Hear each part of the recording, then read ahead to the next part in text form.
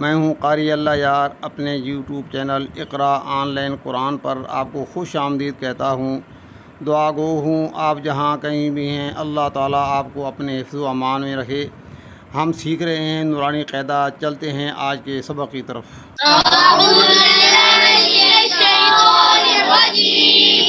بسم اللہ الرحمن الرحیم۔ تختی نمبر 5، تنوین۔ اب آپ نے سننا ہے، آپ نے بولنا نہیں ہے۔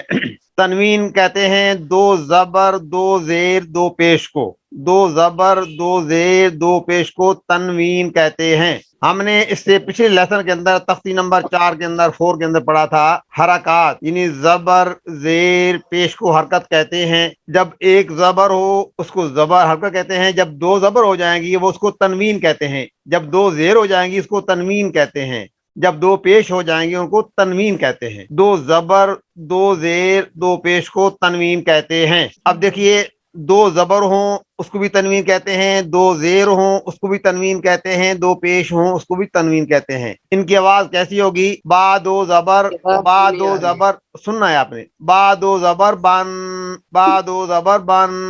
آپ غور کریں تو اس کے آخر میں ایسے محسوس ہوتا ہے جیسے کہ نون ساکن آ رہا ہے، با دو زبر بن، با دو زبر بن، جیسے با زبر نون بن، وہ بھی بن ہے تنوین والے، اور با زبر نون بن بھی بن ہے۔ دونوں کا جو الفاظ بناوٹ ہے وہ ایک جیسی ہے، آواز ایک جیسی ہے، لیکن لکھنے میں فرق ہے۔ یہ با دو زبر بن ہے، یہ با زبر نون بن ہے۔ دونوں کی آواز یکساں ہے لیکن لکھنے میں دونوں الگ الگ نظر آ رہے ہیں۔ اصل میں جو تنوین ہے با دو زبر بن یا با دو زیر بن، با دو پیش بن، اس پر جو دو زبریں آ رہی ہیں یا دو زیر آ رہی ہیں، دو پیش آ رہے ہیں، ان میں سے ایک زبر ہے، اور جو دوسری زبر آ رہی ہے یا زیر یا پیش آ رہا ہے وہ اصل میں نون تھا۔ یہ تھا با زبر نون بن، اب نون کو ہٹا دیا ہے، اس کی جگہ پر دوسرا زبر لگا دیا ہے، یا نون کو ہٹا دیا ہے اس کی جگہ پر دوسری زیر لگا دی ہے یا دوسرا پیش لگا دیا ہے، تو وہ بن بن بن بن گیا۔ اصل میں تھا با زبر نون بن۔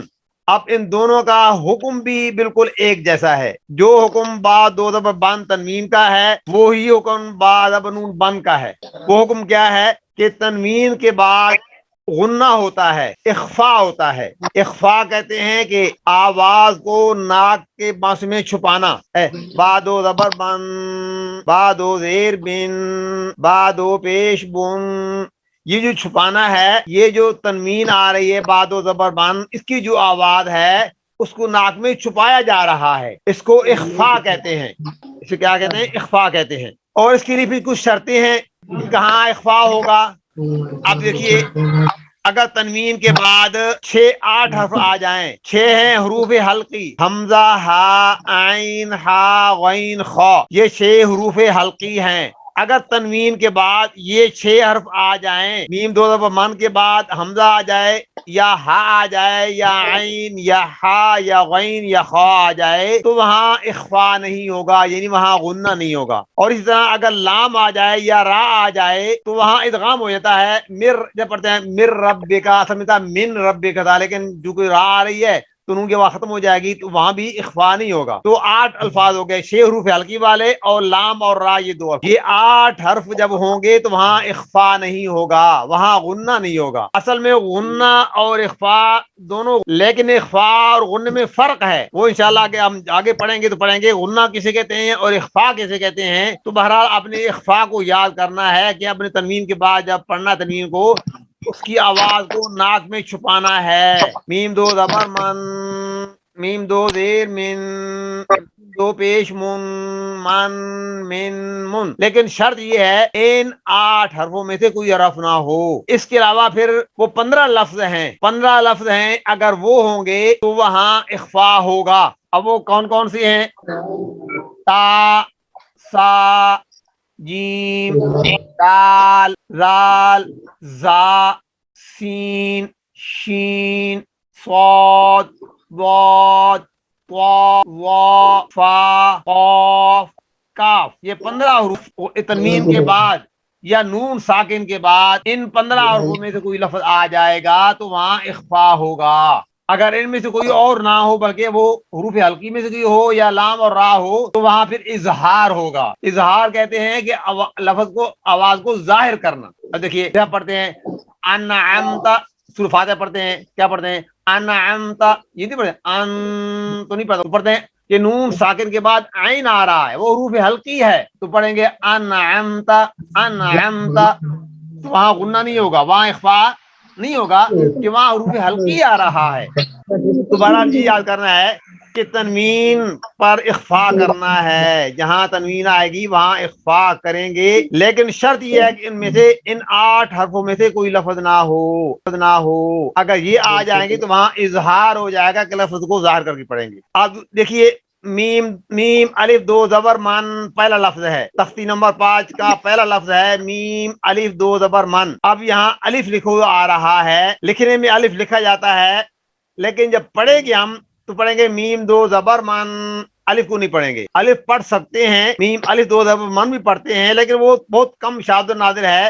اکثر قرآن کرام پڑھتے ہیں میم دو زبر من الف کا ذکر نہیں کرتے پڑھنے کے اندر. اوکے تو پڑھیں گے میم دو زبر من میم دو زیر من میم دو پیش من من من. تو جو الف جو ہے لکھنے میں آئے گا لیکن پڑھنے کے اندر ہجا کرنے کے اندر اس کو الف کا تذکرہ نہیں کیا جائے گا تو پڑھا جائے گا میم دو زبر من. اوکے اب پڑھیے اب پڑھیے میم دو زبر من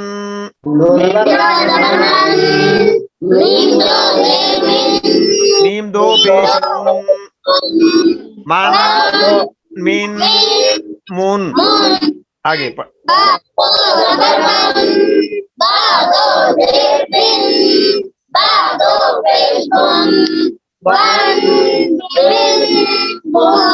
یس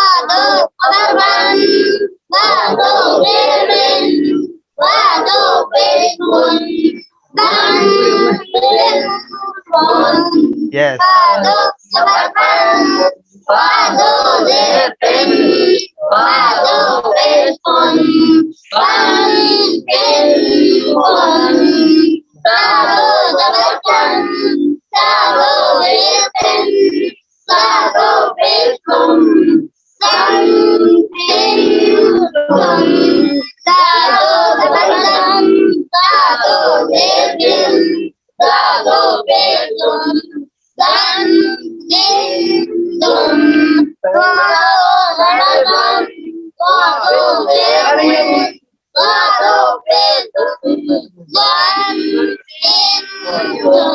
یس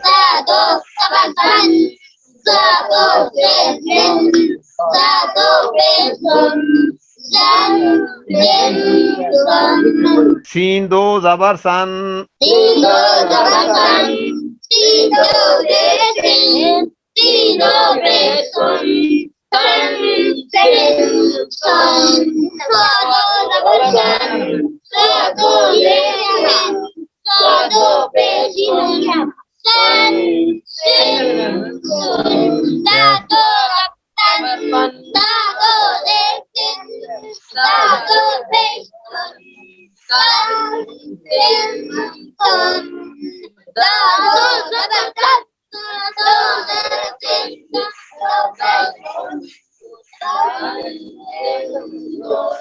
ہاں آواز کھول کے بعد آئے تو دو زبر توان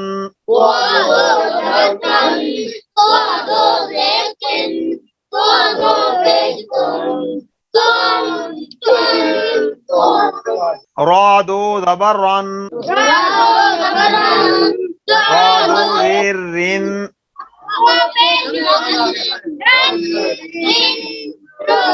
ہاں را کے اندر را جو دو زبر ہیں اور دو پیش ہے یہ را پر ہوگی اور جو دوسری جس کی دو زیر ہیں را دو زیر رین یہ باریک پڑے گی. رون رین رون جو گرین لفظ ہیں یہ موٹے ہیں پر پڑے جا رہے ہیں. توان تن تن رون رین یہ زیر آ رہی ہے تو را پر زیر ہوگی تو را باریک پڑ جائے گی. را پر زبر ہو یا پیش ہو تو را پر پڑ جاتی ہے تو رون رین رون. اوکے ہاں نون دو زبر نن نون دو زبر نن نون دو زیر نن نون دو پیش نن نن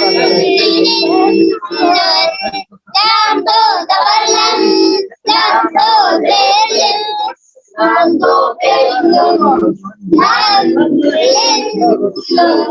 Yes.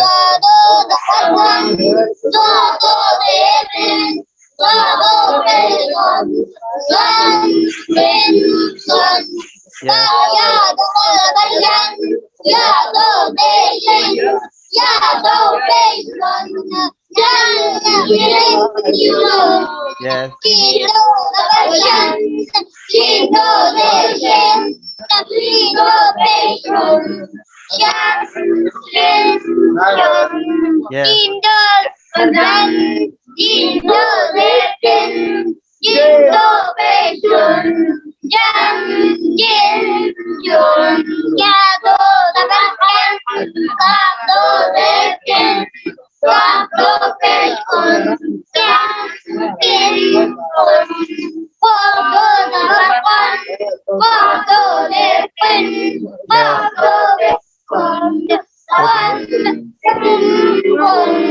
Yes.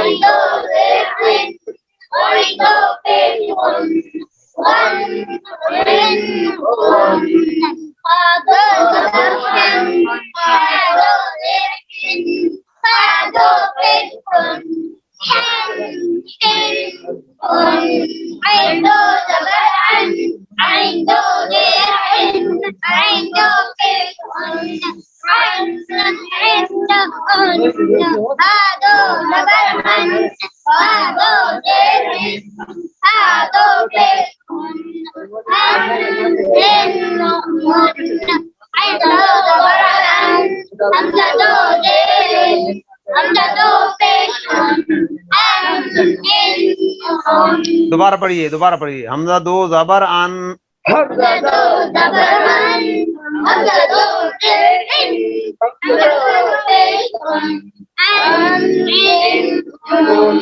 تو ہم نے یہ تخت پڑھی ہے، تختی نمبر 5 تنوین.